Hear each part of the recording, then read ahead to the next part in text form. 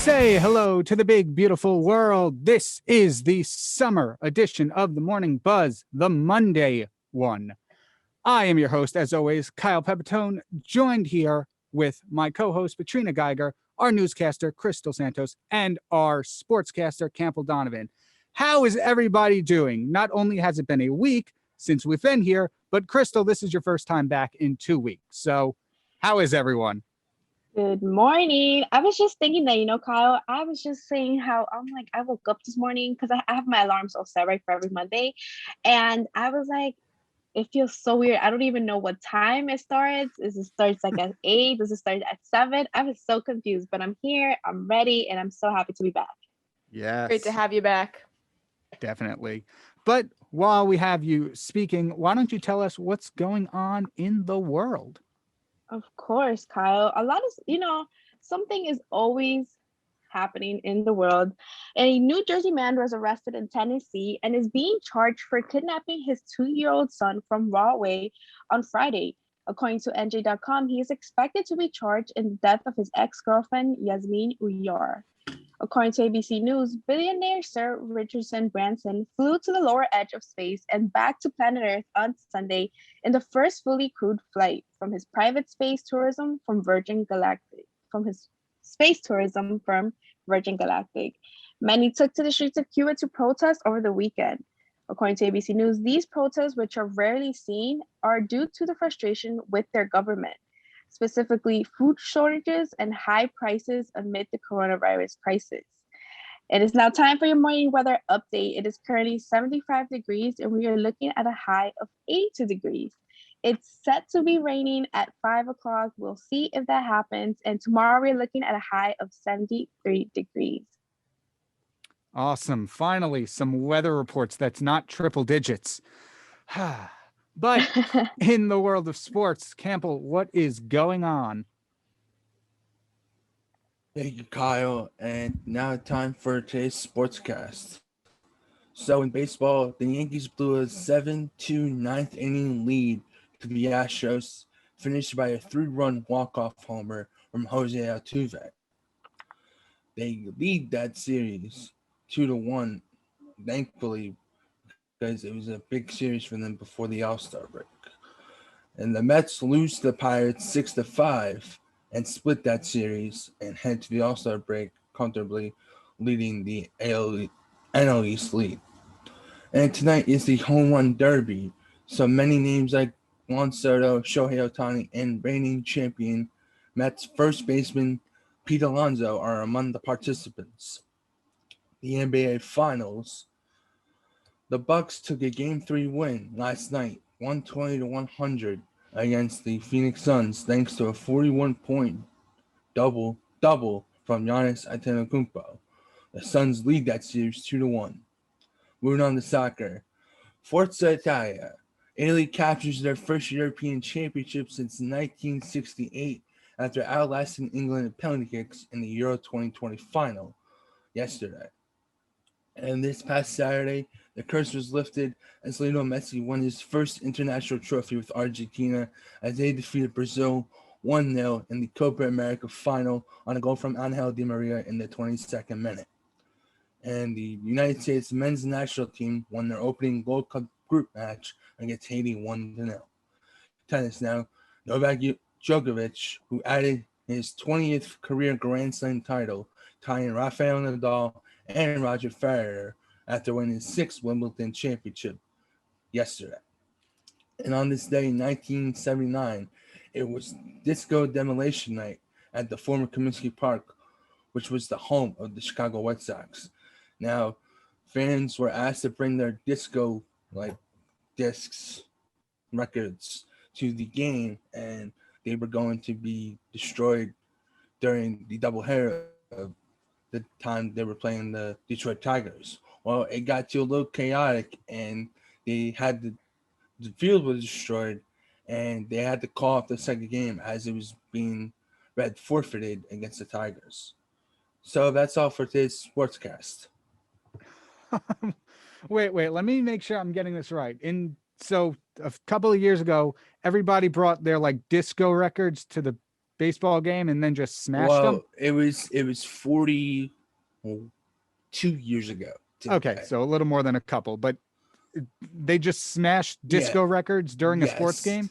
And it got hectic, and they ran onto the field and started destroying the field, and they had to call off the second game. Wow. Wow, okay. Never knew that, never expected I would ever hear that in my life. But let's move on now to some more recent news. So, in America, according to NJ.com, it is too soon to say if Americans might need a vaccine booster. Although a possibility in the near future, it is too soon for the government to recommend getting a booster shot of the COVID-19 vaccine. Last week, Dr. Anthony Fauci denied Pfizer's claims for a booster shot within the next year, saying it was not necessary at the current time, as research and studies have not shown a need for an additional shot for either the Pfizer, Moderna, or even the Johnson & Johnson vaccine. So for Pfizer and Moderna, no third shot is needed, and then for Johnson & Johnson, no second shot would be needed at this time. However, he also said the booster shots may be encouraged in the coming months based on a person's age and underlying medical conditions. The U.S. currently stands at 48% of adults fully vaccinated, with some areas having lower vaccination rates than others. Additionally, the government is working on employing tactics to make vaccines more accessible, such as the door-to-door outreach program suggested by Biden. However, there are mixed opinions over this program. Asa Hutchinson, governor of Arkansas, said, quote, "No one wants an agent knocking on their door, but we do want those that do not have access otherwise to make sure they know about it," end quote. On the other hand, Illinois Representative Adam Kinzinger opposed the idea, calling for House Republican leader Kevin McCarthy of California and others to voice their disagreement with, quote, "these absolute clown politicians playing on your vaccine fears for their own selfish gain," end quote. So, what do you think? Because although not immediate, Dr. Fauci had still said it is possible that a third or second dose, depending on which one you got, of the vaccine may be possible in the coming months. Yeah, I mean, it's definitely possible. I could have sworn I heard this like a few months ago as well. But for the Pfizer vaccine, that people will need like a third one for the Pfizer one. But if anything, I think that would be the case, that the Pfizer would need a third one rather than like the Johnson & Johnson or the Moderna. Right. Yeah. And the thing that confused me the most about this story, and I might just be reading it wrong, but it says last week, Anthony Fauci, Dr. Fauci said, denied Pfizer's claims for a third dose within the next year, so the next 12 months, but then said, however, it might be possible in the upcoming months. It feels like the same exact time frame. It's basically saying, no, Pfizer's not wrong, but I'm going to say the exact same thing, and that makes it right. But Kyle, I could just be messing up the time frames. Kyle, you should know by now that anything that has to do with like COVID-19 related, people are going to change what they say in it could be the next day. They will change what they say. And I don't necessarily blame them per se, but it's just because it's so new, it's like, maybe not. Like they're obviously trying to go off like the data and statistics and all this stuff. But things can always change. So at this point, like I read this earlier as well, and I was like, okay, like you say one thing now and tomorrow could be another thing. So I'm not stressing about it. That is true. Yeah. That part didn't, although I read that he said it last week, it didn't click in my mind that could be up to 7 days ago. So that is a good point you make, that like, oh, he said maybe no last week, but data could have come out this week that caused him to change his mind. So good point. I'm sorry, I messed up there. I don't know how time works anymore. Time has just become irrelevant in the last year for me. I think for all of us. Right. Yeah. Yeah. It's all just a blur. Exactly. But in other words, so the third shot might be possible, and I don't think many people who are vaccinated. Well, let me ask you that. Do you think people who are fully vaccinated would be opposed to this idea or for it? considering if a third shot is needed, they technically would lose that title of fully vaccinated. Yeah, I don't know. I think it's going to be very mixed. Even like with people that are vaccinated, Right. there's going to be like it's going to be like half and half. People are just going to be like, "All right, let me get the third one." And then there's going to be vaccinated people that'll be like, "All right, this is enough." Like my two, they'll think that the two is enough, all that. But yeah, I just think it's going to be very mixed. I can't really tell as of right now, but like that's what I feel. That is true. And you're right, even a few weeks ago, before we were almost 50% fully vaccinated, like we had people saying, oh, one dose is enough for me. Yeah. And they were talking about one dose of Pfizer or Moderna, not Johnson & Johnson, which stands at one dose. They were talking about the 2-shot ones. They're like, I'm good enough with one dose for now. I don't need it. And that was also because of they had trouble finding it. We saw, I forget if it was Walgreens or Walmart. It was one of the walls. But they were running into issues where if somebody got the Pfizer, when they went in for their second shot, they only had Moderna. And according to science, you can't do that, or it's not recommended that you do that. So a lot of people just gave up trying to search for a second dose. And so I wonder if we'll run into a similar problem here, because they're also talking about the door-to-door outreach program, in which people will literally show up at your house and ask about the vaccine. And this is nothing new. This has been in the works since like April, when vaccinations or available vaccines were outpacing the need for them. So it's very interesting to see if we'll run into this per store shortage that we saw a few months ago with the whole, oh, I only need one because I don't have access to a second dose of the same vaccine. Yeah, I mean, I'm sure that'll definitely happen because there's going to be people that aren't going to go like all over just to find like that next vaccine shot. But I think for Johnson & Johnson as well, for the people that got the Johnson & Johnson, I'm sure there's a good amount of them that got it, so then they don't have to go for a second shot. Right. Which I'm sure that's a lot of them. But I mean, if there were a booster shot for the Johnson & Johnson, there'd definitely be there wouldn't be a lot of people that would want that, just because they wanted only that one shot and that's it. And they're going to be like, oh, another shot. That's not what I signed up for, whatever. That is true. Yeah. Yeah. So I will say though that the whole, I would have to look into more of the door-to-door outreach program, but what it sounds to me, it's just them going to your house and asking whether you're vaccinated or not. And if I'm assuming like if you want to get vaccinated, either they give you information or guide you where you can get the vaccine, right? I think that's what it sounds like. But the quote from Governor Hutchinson, specifically the last part, we do not want, nobody wants an agent knocking on the door, but we do want those that do not have access otherwise to make sure they know about it. So that's the part I don't know if they're just going to tell you about it or literally show up to your door with vaccine in hand. Because I don't think they do that. Right. Yeah. It seems odd, but I always keep an open mind. I'm never really surprised by anything they do.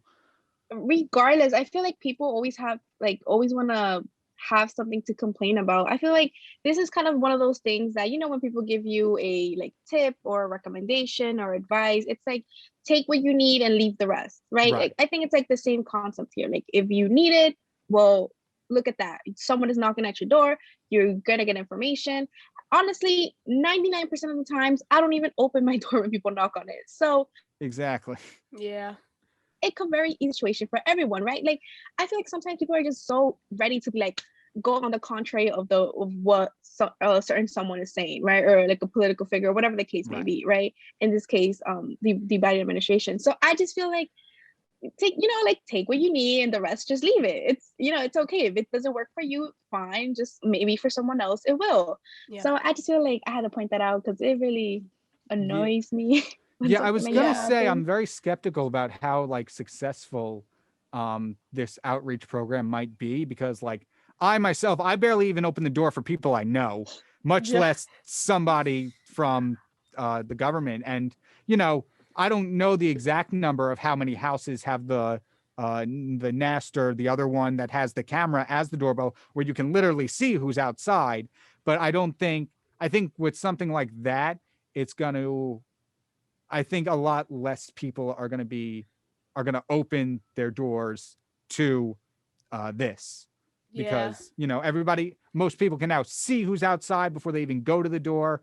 Most people don't like answering the door to begin with because of like solicitors. Like we just got visited by a solar panel, somebody who was trying to sell solar panels, and nobody wants to get involved in those conversations, so like you do your best to avoid it. Yeah, exactly. You don't like, because the people that will come to your door, they'll go on and they'll try to sell you into it and whatever. And so it's like, for the vaccine, especially people that already know that information or are just like against the vaccine, they're definitely not going to want to open their doors, even if they don't know who it is. But if you see somebody with papers in front of your door and you don't know who it is, you're not going to answer, Yeah, exactly. Campbell, what do you think? Oh, sorry. Go ahead, Crystal. I was just gonna say quickly, like, this vaccine story reminds me of this TikTok video I was watching last night, and I'm gonna send it to all of you later. But basically, this grown woman, right? This grown woman, she was probably like in her 60s, 50s. She was having like a whole tantrum because I think either they were kicking her off like a cruise ship, or they were like secluding her and making sure that she was just in one level because she wasn't vaccinated. And she was saying how she had just had COVID a couple months ago, and she went to her doctor's office and her antibodies were high, so that's why she didn't have it. She was like it, but when I tell you, she got on the camera on TikTok and she started like yelling like a whole tantrum, and it was honestly the funniest thing ever, because I was like, oh my god. In the comments it was even funnier because everyone was like, I remember making these having these tantrums when I was like 5 years old. It was honestly hilarious. But yes, I just had to put that out there. Oh my gosh. Yeah. There's gonna be those people. Yeah, and I think that really, like, you could just say that about any situation. In the age of social media, anyone can and probably shouldn't get in front of a camera and just scream out their opinions almost like a child. I think that's the problem, because everything's so immediate that nobody really like takes time to like step back and think and maybe present their ideas in a more civil or rational way. Right. Yeah. Especially in this day and age, you're just gonna get judged no matter what. But especially for that kind of behavior, you know what I mean? Right. Yeah. Campbell, any thoughts about the booster shot or the door-to-door program? Well, Crystal, I have to say the video that you mentioned, because like nowadays, like people don't even know if they're on camera. They would have to turn around, and then it would be more of a rise for them to make a scene in front of a public place than they're on camera, because social media these days, they post videos without consent, I guess, or like they just like put it on for views and stuff, and that's how it's been for the past I don't know how many years. But I mean the vaccine stuff and the booster stuff, I remember talking to my mother about it. It was like probably like 3 weeks ago. I had my vaccine card with me, and I asked her like if I should get laminated. She was like, oh no, you might possibly have to get a third shot. And I'm like, what? And we were just talking about it, and maybe, I mean, fully vaccinated people, I mean, it was, I get it was supposed to be like 2 shots to be fully vaccinated, but to have that like extra shot, I'm just not sure, because like, right, it's kind of like confusing, because now if you were to get the third shot, you won't be considered fully vaccinated, and now with stuff opening up, it's gonna be very more like difficult to be like considered who's fully vaccinated, who's fully unvaccinated and stuff. So it's really gonna be like difficult to see if Dr. Fauci is going to pull a plug and say you have to get this third shot. And also, like you said with the Pfizer and the Moderna thing, that happened in my situation. I had the Moderna, and I went over to the Meadowlands, and my mother thought they had the Moderna, but they only had the Pfizer. So I had to walk out of the building without my second shot. So like you said, the Walgreens or the CVS's, like they had those like areas with vaccines and stuff. But Right. I mean, when like Crystal said too, anything can change in an instant, in 24 hours, or even less than 24 hours. That is one true. thing, they say another thing. So I guess we still have to follow the rules and make sure that we keep everyone safe, of course. Right. So. And I do wonder, because the wording the article used was Fauci said shots would be encouraged based on your age and underlying medical condition. So I wonder if it will ever be a booster shot will ever be mandatory, or if it's just going to sit at the encouraged state, encouraged for people who are higher risk per se. And if you're not at higher risk, like, most people our age, maybe a little older, but like those people, they don't have to get it if they don't want to, but if they want to get it, they're fully open to. I think I'm sorry to interrupt, but No, you I do. have this, maybe have how like booster shots are like on a regular for maybe once a year for physical examinations for people, maybe have a type booster shot of a COVID vaccine, whatever it may be, for a year for younger kids, possibly, because most of them, the younger kids, are not under 10, are really not vaccinated, and the parents, it hurts them because the whole mask situation. And I respectfully agree with that, to keep the kids safe, but I mean, there's still people out there who aren't fully vaccinated, but the kids who are under the age of 10 years old who don't have either two shots. But if the CDC or anyone was encouraged to possibly try a booster shot for younger children to have their physical examination, probably up to the age of 21, maybe that could be useful for them in the future. That is possible. Yeah, totally. I like that way of thinking. But yeah, I mean, and to finish off, I have seen that recently this weekend, actually. I forget where I was, probably grocery shopping or something, but there was a family, adults and little kids, and the adults were fine, no mask, but the kids still had the mask on. And yeah, it's probably for that exact reason. They're not vaccinated yet, because what is it, 12 and up are eligible for vaccination at this moment? Right. Yeah. Interesting to see that. But Patrina, what's going on more so out west? All right, so down and out west, although a possibility for the near future. Oh wait, maybe there has been a heat wave. A lot of heat wave watches this weekend, mostly regarding the West Coast.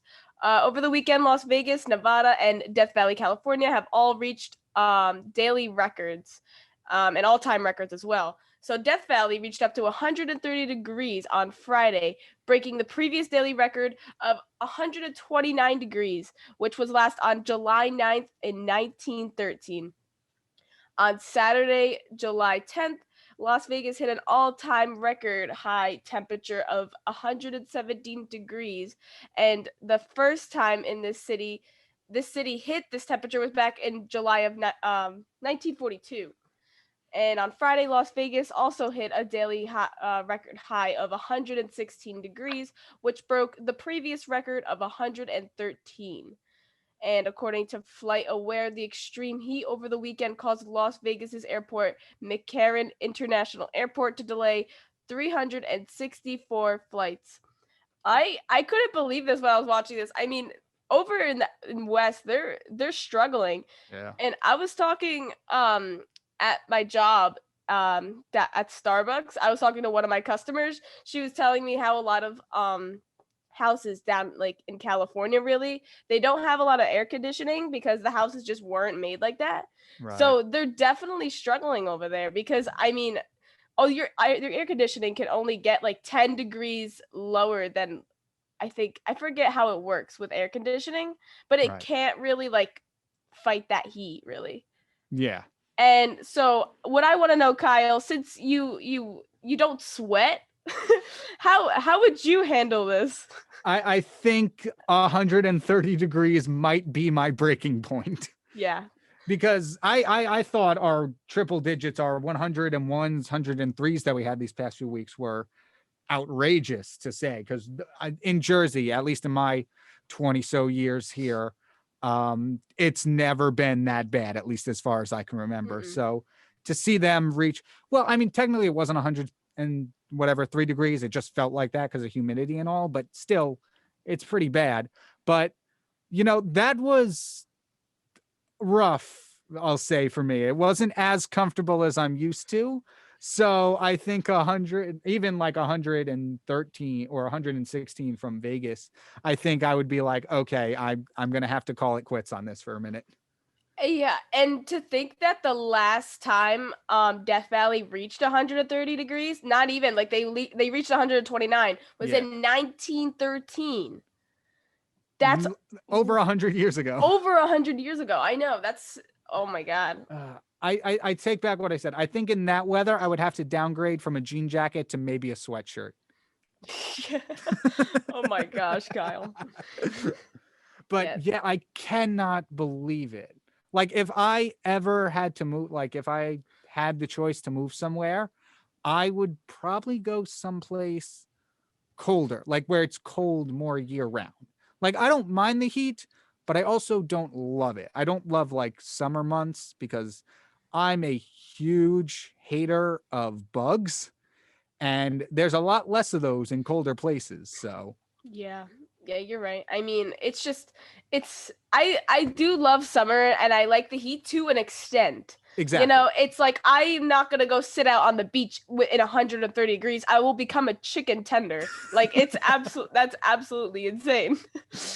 Yeah, I know. It's and just like out there, like it's moderate on a regular basis. Like it won't drop like below, I want to say like 50 or 60 in California.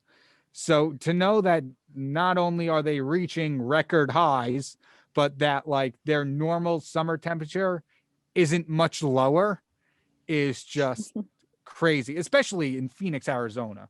That place is just hot forever. Yeah, it's bad. It's so bad over there. I don't know how they must be really struggling, and I feel absolutely horrible for them because, like, I mean, I'm sure a lot of people like to move out west or even like to Florida for like that heat. Right. Like when people retire, they're like, oh, I want to go somewhere warm. Exactly. But I mean, I don't think 130 degrees is the warm they've been expecting. No, I think that's a little bit of excess. And on top of that, all this dry, hot weather, Yeah. you got forest fires across all these states. And for California, that's something like they have a huge problem with that. Like they have wildfires almost every year and stuff. Yeah. So like to see them dealing with that and the government in those states recommending people lower their usage of like electricity and stuff just so they can better fight this is crazy. And it's almost the exact polar opposite of what we saw earlier this year with Texas, where they weren't prepared and they just got hit by like a major ice storm. And now, yes, California, like Texas isn't really hot on the regular. Isn't really cold on the regular, and California kind of is, but still, I don't think they were prepared for something like this. They were caught totally blindsided. And, now that people have to like shut down essentially their houses, like it's keep lights off, unplug electronics that are not in use, yada, yada, yada. That seems like a very last resort for me. If you have to encourage people to stop using like essentially what I said, like was their house, it feels like a very last resort that you're trying to do everything you can to, just like not only combat the heat, but combat the resulting fires as well.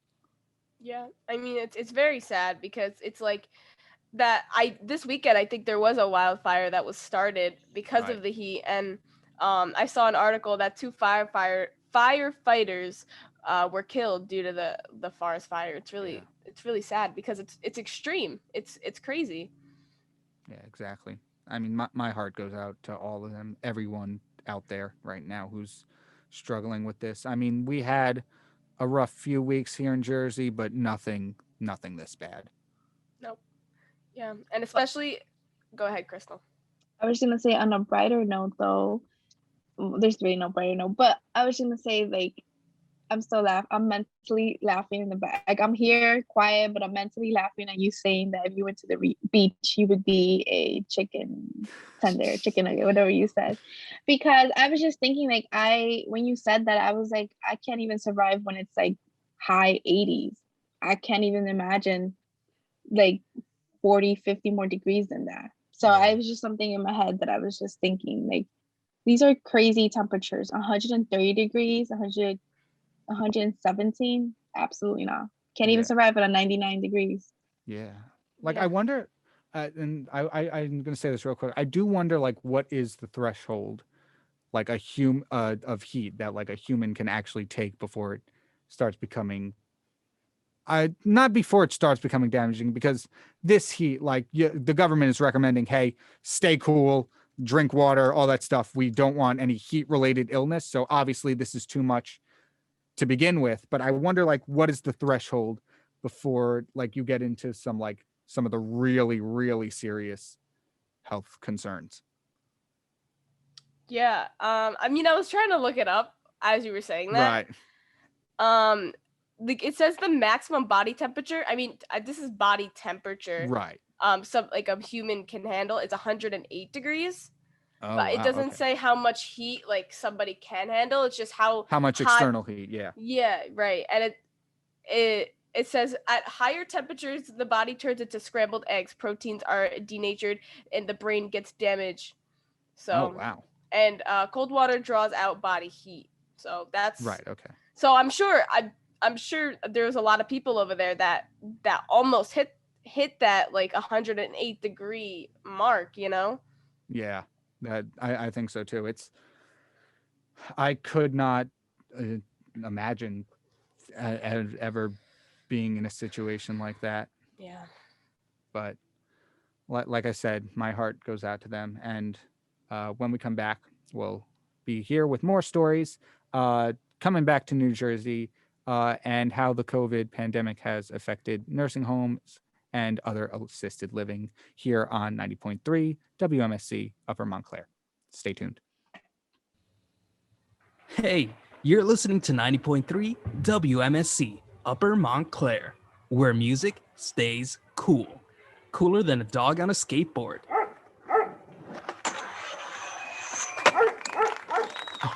Okay, I take that back, but we're still pretty cool. All right, and welcome back to 90.3 WMSC Upper Montclair, the Monday Morning Buzz Summer Edition. And I don't know if it's obvious by now, but that dog on a skateboard ID that we have is probably my favorite. It is pretty cool. We've noticed, Kyle. We've noticed. I've been in this studio since late May, running the show, and a lot of times last week to cover for people. And every time we've come back from break, I have played that ID without fail, no other one, because the image of a dog skateboarding just brings so much happiness to me. Good, Kyle. But back into the news, on a little bit of a sadder note, more nursing homes and senior living facilities are closing their doors because of COVID's impact. So, according to NJ.com, since the beginning of the pandemic, 3 New Jersey nursing homes have closed down permanently, a stark contrast to the one closing that we've had these last 2 years. So, in the 2 years leading up to the pandemic, only one nursing home has permanently shut its doors, and now afterwards, it's been 3. James McCracken, president and CEO of Leading Age New Jersey, the statewide association of not-for-profit senior care organizations, said, quote, "The COVID-19 pandemic has placed increased financial pressures on nursing homes and assisted living providers who already operate at very slim margins, end quote. Officials in the industry speculate that long-term care services could lose $94 billion nationwide and have up to 1,800 close their doors for good. 1,800 facilities could close their doors for good. Medicaid, however, is a program that assists in covering the cost of nursing homes, is helping to provide for these homes with limited resources, but complaints have said that the reimbursement for them is too slow in New Jersey, especially for completely nonprofit assisted living centers, more of the like religious ministries, stuff like that, or ones that take no profit at all from the people coming in for care. A recent survey conducted by the American Healthcare Association and National Center for Assisted Living showed that nationwide, nearly 7,000 of the 14,000 surveyed nursing homes and other long-term assisted living and care facilities are operating at a loss because of the pandemic. Mark Parkinson, president and CEO of the association, said, quote, even though COVID cases in the long term are at historic lows, providers are struggling to recover from the economic crisis the pandemic has induced. Too many facilities are operating under shoestring budgets simply because policymakers have failed to dedicate the proper resources, and this can have a devastating consequence, end quote. So it's, once again, we're going into a bit more of sad news here, but it doesn't look like, well, and it's not nursing homes as a whole. It's not like in a year we're not going to see a single nursing home, but a lot of individual actual homes are struggling to stay open, especially, like I said, the ones that don't take any profit from incoming patients. And, you know, it's just sad to see, because even with the help of like Medicaid and stuff like that, in some areas, it's just not enough. The pandemic has caused too much damage to keep going unless something seriously beneficial is done for these places. Yeah, it's definitely very heartbreaking, especially like for like the older people who really like need it and who really need that assistance, and they can't live on their own. And you know, it's important to have like that option of, you know, nursing homes for them. And to see like the nursing homes like close like this, it's like, you know, it's upsetting. And you know, it's, we need them for, you know, the older people who can't live on their own.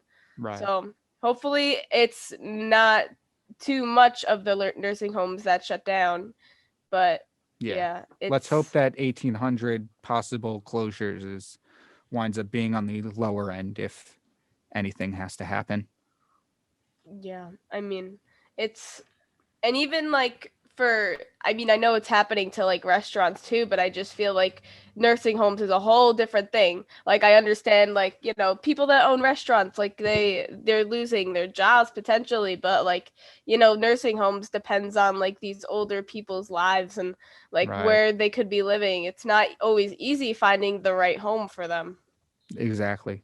And I'm not saying that like restaurants what was I forgot what I was going to say, but like like restaurants kind of have a chance to had a chance to recover in these past few months. I'm not saying they have no excuse for closing. Obviously they do. It's been hard for literally everyone in the world in one way or another.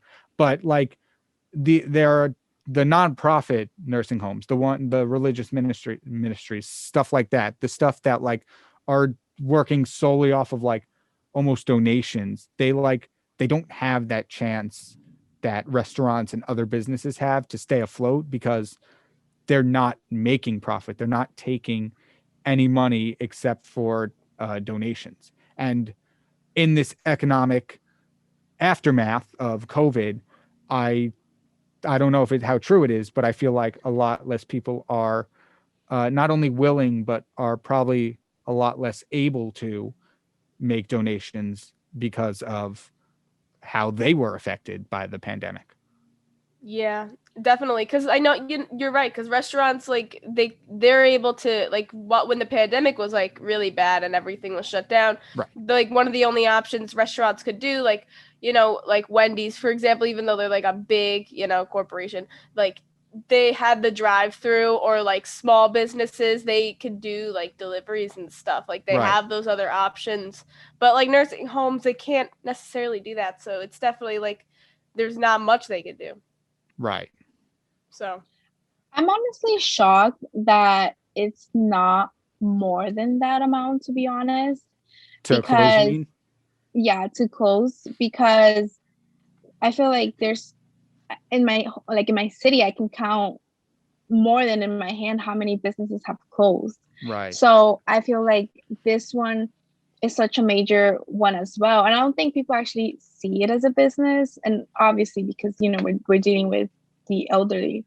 Right. But I'm kind of curious as to, is it that they are losing money because, and this may sound like cool, but I always enjoy like thinking of the financial side of things, but Right. I'm here thinking if these places are losing money because of all the extra necessary restrictions they need to follow and Yeah. the higher standard, or is it because more elderly people have died and are dying because of COVID, that there's not enough people. You know what I mean? Yeah. Like there's not Right. enough of There's older less people being yeah, like that. taken care of. Exactly. yeah. But Yeah. I don't know. I think both probably had an impact, but I think it was more so like the economic side, like income at all, like no income at all because of Hmm. less people being able to donate,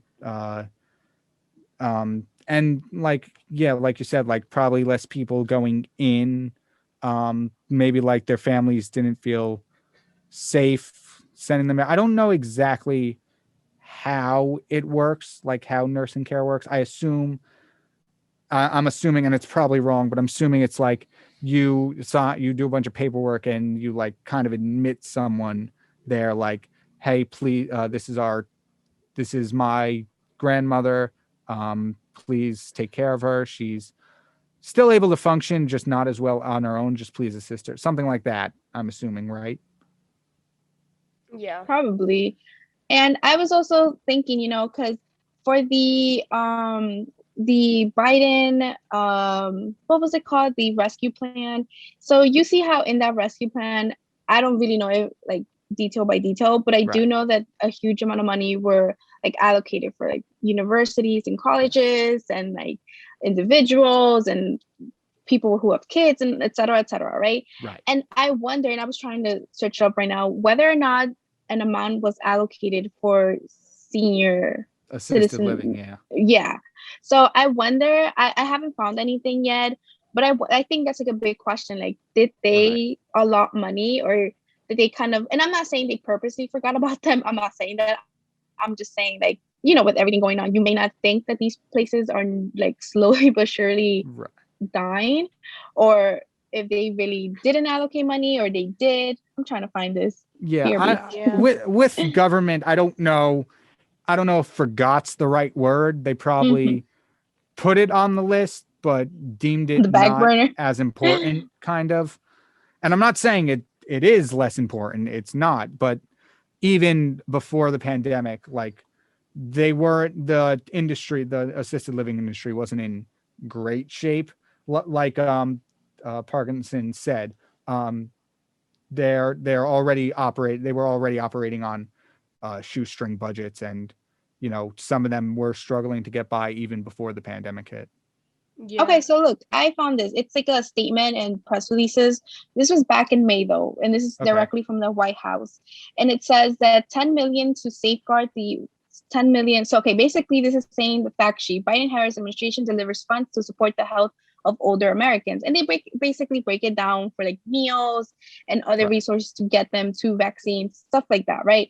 But the Okay. one of the last ones that says 10 million to safeguard the health and welfare of residents in long-term care facilities. These funds will support state long-term care programs to advocate on behalf of residents of long-term care facilities across the country. And it's just basically $10 million. I don't think that's a lot. I think more needs to be, like, because allotted for this. what was like the sum total? It was like 1 point something trillion, right? Yeah, and the whole rescue plan, yes, it was a lot of money. It was, Yeah. what you said sounds about accurate. Right. Okay. Yeah. So they did put some money aside, but probably not enough to significantly help the industry. Yeah, definitely not. At least based on what I've read very quickly, I do not think so. No. Right. All right. Well, hopefully, like we said, they can get by, and if anything had to happen, if they were to lose money or shut down some stuff, shut down some facilities nationwide, let's hope it's on the lower end of that 94 billion, 1,800 facilities. For sure. Imagine, I know I'm laughing, but it's not funny. It's just how I deal with sad things. Right. But imagine being like 80 or 90 and then being like, oh, sorry, miss, we're going to close down. You have to find a place to go. Yeah, like, that's a whole nother issue. Like Yeah. all the displaced scary. people Right. who have to And then it's like, what do I do? I don't have kids. Some of these people don't have kids, or right. not that they're like families. alive.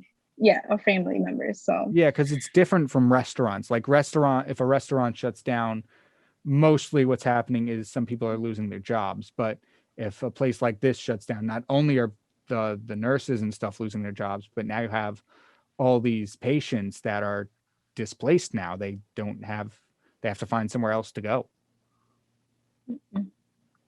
Yeah. Sad. Exactly. Kaya, you are setting the mood for the week. I can't deal with all of this sad news. I'm sorry, Patrina. Patrina, let's move on to a also kind of sad story. So sorry, Crystal, but this. My goodness, I can't deal. I'm sorry. Hopefully, we'll get to a happier story after this one. So, manatees in Florida are dying in record numbers, officials say. So far this year, there's already been more manatees dying than any other year in Florida's recorded history. It has been recorded by the Florida Fish and Wildlife Conservation Commission that between January 1st and July 2nd of this year, there have been 841 deaths of manatees. This previous record was hit in 2013 with 830 manatee deaths, and this was due to a toxic red tide. According to TC Palm news sites, more than half of the deaths have occurred in the Indian River Lagoon and the surrounding areas of that lagoon, such as Volusia, Brevard, Indian River, St. Lucie, and Martin counties. The majority of the deaths have occurred in Brevard, which 312 manatees have died. Boat strikes are another big cause of deaths, and that killed 63 manatees this year so far. Some biologists think that water pollution from seagrass is one of the reasons causing these mammals to perish. And environmentalists are once again asking that the mammal should be considered endangered. So this is very heartbreaking because January to July. How many months? 7. Thank 7 you. months. Yeah, so we're a little over halfway through the year. We already hit a record of Florida already hit a record of more manatee deaths than any other year. It's really upsetting because I was looking at the picture of the manatees. They're so cute. Yeah. And it's heartbreaking, but I mean, it's very surprising because there must be some sort of like reason to that, like to the deaths so quickly, and for that to happen like less than what 10 months. Right. It's that's kind of very and I forget when, but the article said in 2017 they were taken off the endangered list and put on threatened. So it's like a peg lower on that scale. It's like extinct, endangered, threatened, something like that. And so now environmentalists are also trying to say like, hey, you might want to put them back on endangered. They're close to being gone for good, and obviously nobody wants that. Yeah, no, it's really sad because I don't know. It's just it's just crazy to me to think about how it hit a record in less than a year like that. Right. There must be something going on in that water that hasn't happened. Right. I don't know. Yeah, exactly. And do you know, like, because I don't know how much information the name itself gives, but that toxic red tide incident, do you know what that was? I don't. I'm gonna look it up right now. They didn't go into further detail Right. In that. So But it's so red tide is, and this is from oceanservice.noaa.gov. A red tide is a common term used for a harmful algal bloom. This bloom, like many HABs, is caused by microscopic algae that produce toxins that kill fish and make shellfish dangerous to eat. The toxins may also make the surrounding air difficult to breathe. So that's what the toxic red tide was. It was kind of like almost like a poison made by algae that affected the surrounding sea life. yeah. So yeah, it's looking like it's from like reducing. I mean, if we reduce like inputs of nutrients in the water, it mostly happens in like the Florida coastal waters. Right. That's what it's looking like. I'm looking at it. I'm looking at stuff right now all about it and how it killed the manatees. But yeah, it looks like it could be from that again, and they don't know it yet. But yeah. But just overall, like, because that's like you already said, it's not the only cause. Boat strikes, possibly pollution from seagrass. It's sad that like this is happening. Like, and this isn't just a manatee story. A lot of animal species are endangered, being killed off at alarming rates, and so like we a lot of people are trying their best to do whatever they can to like preserve them, especially just making sure these animals are classified correctly as threatened, endangered. Yeah, they definitely. Go ahead, Crystal. I was gonna say, imagine 841 in 7 months. That's like what, 120, 130, give or take each month. That's crazy. Like that's a lot. Like, what do you even do with all like I don't know, would you call them the bodies? Like, what would you do with them for the manatees? Something like that. I think that's just nature. That's just in Florida too. Like, it's not just like the country, whatever. That's just the state of Florida. Right, and the surrounding area too. Yeah, that's because I don't know where manatees are like, what's the word? Natural to, that's not the right word, but like where they inhabit naturally. So like obviously you're not going to get somewhere like Wisconsin reporting manatee deaths, at least because I think it's in the middle of the country with no surrounding water. I actually cannot say that for a certain fact, but so like you have to look more on the like states that border like the ocean and the coast and stuff. Like I wonder how bad it is in all those other states and not just Florida as well.